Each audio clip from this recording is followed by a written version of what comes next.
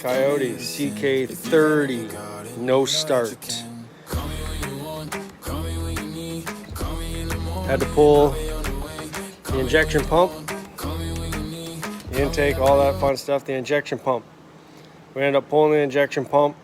The pin inside was seized, not seized, but sent it out to the injection shop, and there's a broken gear inside the injection pump. So multiple things to keep in mind when your tractor doesn't start. First, it was the fuel solenoid, and I think the fuel solenoid broke the gear inside the injection pump. So just keep an eye on that.